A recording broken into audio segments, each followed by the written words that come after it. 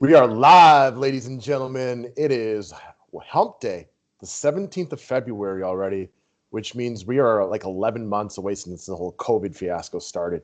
Does not seem like that long ago when Rudy Gobert was, fondling the microphone. At the same time, though, it seems like forever ago. Yeah, man. On one hand, it seems like it was like a month ago. On the other hand, it seems like it was years ago. So definitely conflicted in how I feel about that for sure. It was both 10 days ago and 10 years ago. Yeah, it was. It still feels a little bit weird, like the NFL is over. Right? I mean, I can remember like we just going back to the COVID thing like 11 months ago, and you're like, hey, man, what's up with this coronavirus thing? Do you think this is going to be a thing? And I was like, nah, bro, like it's no big deal. It's going to be here today, gone tomorrow, and we're not going to hear about it. Well, I don't think I've ever been more wrong about anything in my entire life because it would almost be impossible to be more wrong about anything. Yeah, I remember that. That is one thing I will never forget. I think it was that, like the night of those games getting canceled. I remember like some college sports were like, talking about it. And I was so hopeful after, you were like, just, no, it's not going to be anything. And then it definitely turned into something. Well, you're so used to me being right about everything that it. I got you guys. I got you. All right, click that thumbs up button. I'm feeling good today because I'm feeling hot with sports betting and with DFS right now, which I think is oftentimes can be the kiss of death. Yesterday, if you caught the sports betting video, I told you guys to sign up for Jazz and to bet the Raptors to beat the Bucks and for the Nets to beat the Suns. Now, I chickened out on the Nets after the news that Kyrie wasn't out, but I said that it was a good day to take both underdogs and parlay them together, which would have paid out nicely. Of course, I was playing with chicken money and didn't do it, but could have, right? Anyways, guys, sign up to play on Jazz. If you do, we can get you some free 5-pack memberships. Not to mention, they'll hit you up with their specials over there. The promotional code is 5-pack. It's jazzsports.ag. Low rollover bonus. Lots of good things and reasons to play over there. Also, we brought this up last week. We got the YouTube ban, which is why we're on the backup channel. So we are going to extend it out a week, but we're going to be upping our monthly rates. Why don't you get grandfathered into the cheaper price? Sign up today. Let's ride this hot streak together. I'll get you half off your first month over here at the 5-pack. The link is below. And we'll keep on rolling, guys. Day passes are also up. Subscribe to the station if you're new to it. And let's talk about cash game lock of the day. So let's talk about this dude, Campazzo of the Denver Nuggets. You were pimping this guy all the way back in the preseason. And then you were telling me all about him, about how he was going to be a very, very good DFS player. We hadn't been able to see it a lot as the Denver had been healthy for a while, but now that they're shorthanded, this guy was phenomenal last night. And not only was he great, I think it is worth noting, he had like 2 DK points through like 10 or 15 minutes. I can't remember exactly how it played out, but he went a long time before he did anything. I was watching every minute of this game, and Jokic was doing everything, which I just think it's worth noting how hard this guy balled in the second half of this game yesterday. Now, if Morris and Barton are out again today, I think for me, this is the lock of locks in my lineup tonight. Not saying he'll replicate what he did yesterday, but this is not a flash in the pan. When this guy plays, he absolutely can dominate from a DFS perspective. Not saying it translates to wins on the court, but I don't care. I just care about my DFS points. And I call him a kid because he is like 29 years old, which is obviously not a kid by NBA standards, but this is a guy who will put up DFS points. I think the main point is you just touched on him being 29, and that's what I want to touch on. So last night, I was thinking about this a lot. If you guys want a little glimpse into what I think about before I go to bed, I'm like, why not RJ Hampton tonight instead of Campazzo? That's what I'm thinking about. I'm thinking, as tonight goes, is literally tonight. So as I'm thinking about it last night, I'm thinking about tomorrow. And then I think about it, and I'm like, I like RJ Hampton's game. They're both going to get run. But Campazzo is a pro. This guy has played professionally for years. Obviously the NBA was his dream, and he's running with it right now. You mentioned it. We saw it last night. He finished his first run or the first quarter like 1 DK point, didn't do anything. Managed to get all the way to close to 40, 10x at his price point. And again, if Monte Morris is out again, I think he's a lock for those minutes. If Monte Morris is in, I think he's a more than viable look in all formats, probably more GPP in that situation. But as you mentioned, he can put up DFS points when he's out there, and he's going to get good run today, assuming at least a couple of those guys are out again for Denver. Like, if we all of a sudden hear that Morris, Barton, and Millsap are back tonight, run for the hills. But there is still a way he could succeed with all those guys. But Sure. yeah, man, it's way too risky for my blood. I know you're more of a risk taker than I am. And if it's too rich for your blood, you know darn well it's too rich for my blood. But I don't think we're going to get all those guys back today, right? Like, it's possible we get one or two of them back, but I think the more likely scenario is we don't get any of them back. He's back in the starting lineup. He balls.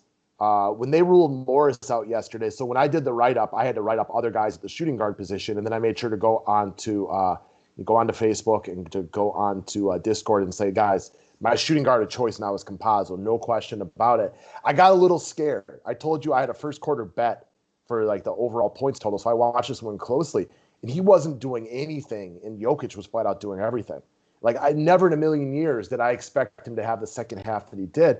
He's still only 3,500. He's even better matchup today against Washington. If all these dudes are out, he's going to be chalk, but he deserves to be chalk.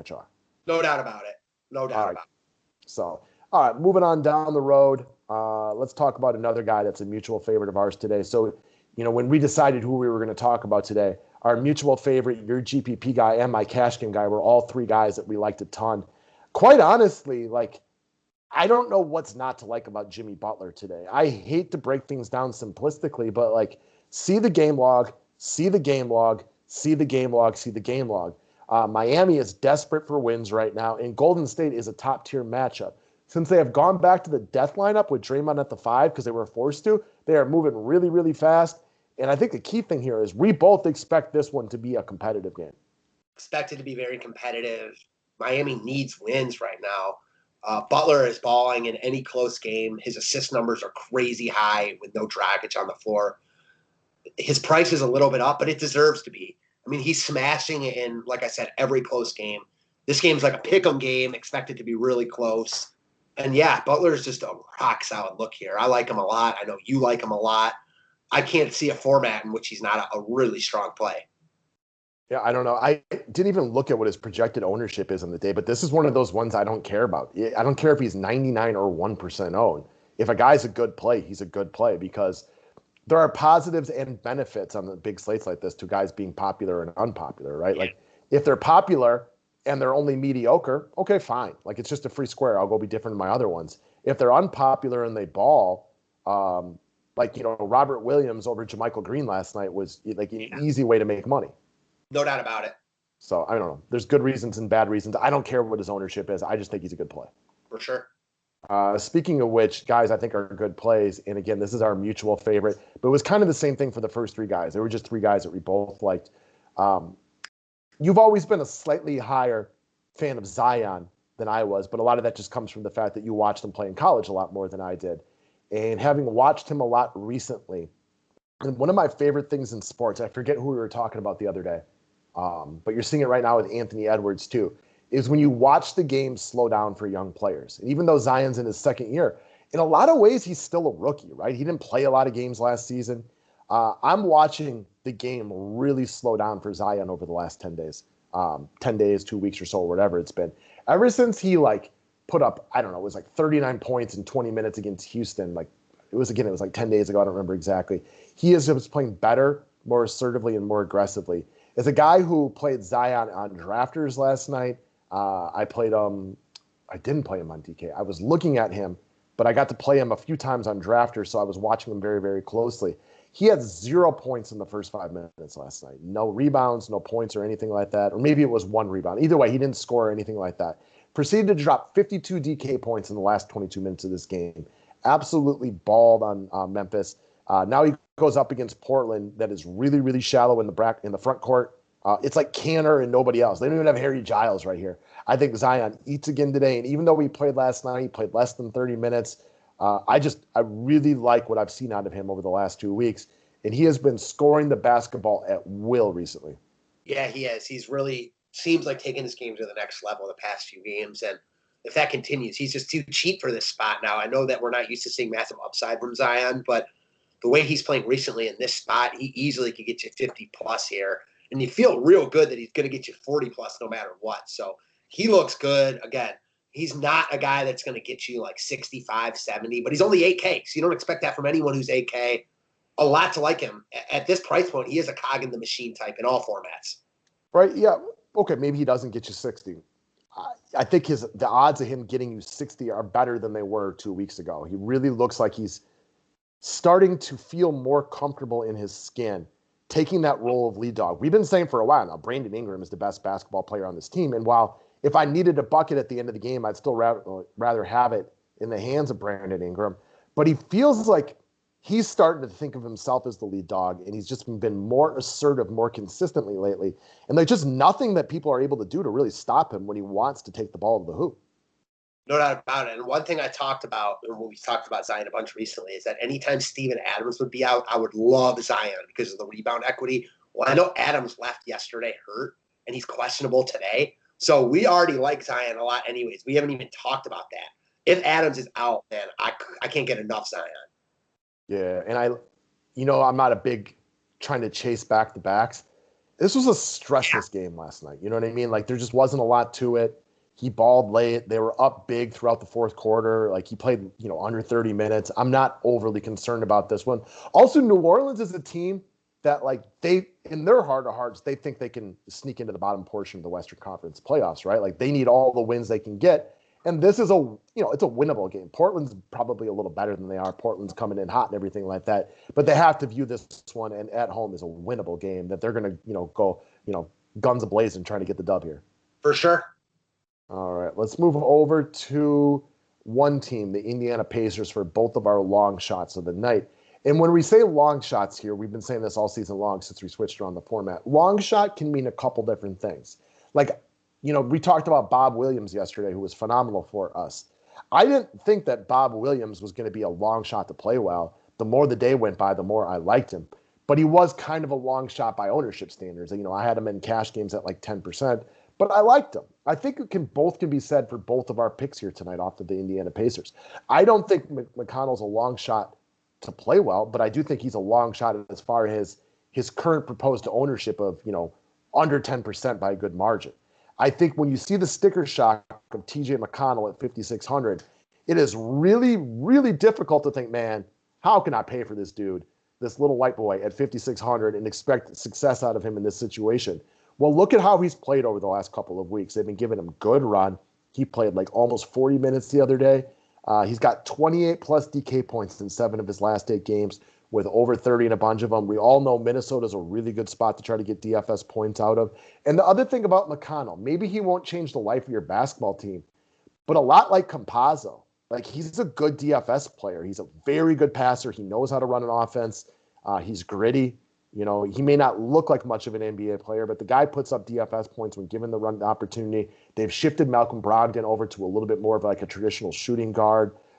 They've been unhappy with the consistency of Jeremy Lamb lately, so they've been running McConnell out there, and he's been playing really, really well. I know it's tough to spend $5,600 on him, but look at how he's played over the last 2 weeks.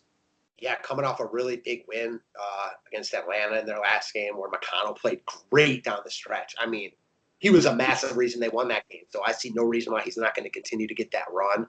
Yeah, it's never, this is a guy that we're used to paying like $4K for, so it's never going to feel good to pay $5,600 for him, especially if you haven't been on him. But everyone's going to feel like that, and he's got every opportunity to give you like a 35 to 40 spot here. And at $5,600, you'll take that all day. So we've had a couple conversations on Members Only lately talking about like sticker shock on some guys, and I forget who you mentioned yesterday. Like I've been talking about Norman Powell a lot lately, and he's been more expensive. But with OG Anunoby out, he's played like his price tag. And I forget who you mentioned yesterday, but it was kind of the same thing. Like I struggled to spend the money on him, but that's how he had been playing with these guys out and the difference in them. We see a lot of that on Detroit today as well. Huge sticker shock on some of these players. And I think that's the point with McConnell. It is really difficult to spend $5,600 on him, but he's always been a good point per minute player. Indiana just seems to be buying into him right now and playing him bigger minutes. For sure. Now I'm really trying to think about who that was yesterday. I don't remember. I cannot remember for the life of me, but I think it was a power forward. I'm not sure. I will definitely be looking at it after the show for sure. All right. So your long shot of the day is Miles Turner of the Pacers. We're going to the same team. They're clearly both in a good matchup with the Minnesota Timberwolves. And I want to give you credit for pointing this out, 2 weeks ago maybe, that Minnesota Wolves get more shots blocked than anybody else in the league. Well, Matt, I'm going to ask you a question. Is Miles Turner a good shot blocker?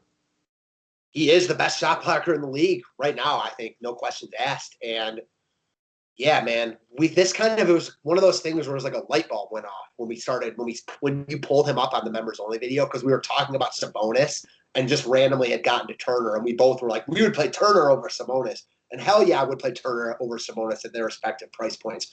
First off, he's coming off 2 really good games. This is a crush spot for any big man.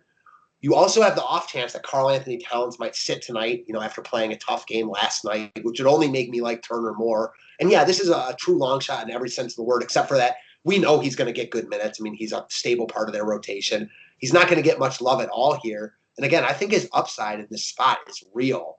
I think there's leverage in going with him instead of spending buco bucks on Sabonis. I love the idea of running like a McConnell and Turner mini stack. No one will go there. And it's not unlikely at all for me to see these two guys being the best pieces of Indiana tonight. Also, Minnesota's played a little better recently, which, again, that doesn't matter to me for these guys. It just means I'm not really worried about this game being a blowout. I know every time Minnesota plays, you have to be concerned that they're competitive, but it's not like Indiana's been like kicking butt and taking names on people. They've been struggling to get leads. Even the game where they won by double digits the other day against Detroit, like it wasn't like that game wasn't, competitive-ish for most of those 4 quarters or anything like that. So I kind of expect this one to be a ball game.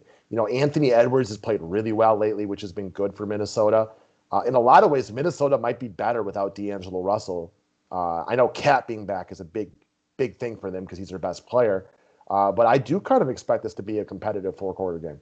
I agree. Indiana's not been impressing me recently at all. They haven't looked great in basically any of their games. They had that one good game against Detroit. They got up big against Atlanta last game, let them come back, ended up winning that game with a big run in the 4th. But, yeah, Indiana, I'm not expecting them to blow out anyone right now. All right, let's make a bold call today here on camera. Miles Turner gets 6 blocks or more today. 6 blocks or more. You're hearing it. I know that might seem really bold, but dude is averaging 3.5 per game. So if there's anybody that can do it, it's going to be Miles Turner, who is one of the current front runners for Defensive Player of the Year. Yeah, for sure. I love it. I like him a lot here. So I had bold calls that worked out yesterday, so I'm probably feeling a little brazen. So I'm bound to be set up to be let down big time today, which is the nature of sports betting and DFS in general. As soon as you start feeling like you're really good, you get humbled really quickly, which I'm sure we have all been through dozens of times. Man, I don't even know when you looked at it, but your Nets Raptors parlay would have paid out even more after the Kyrie news. I know that's kind of what scared you off, but that's why I didn't do it.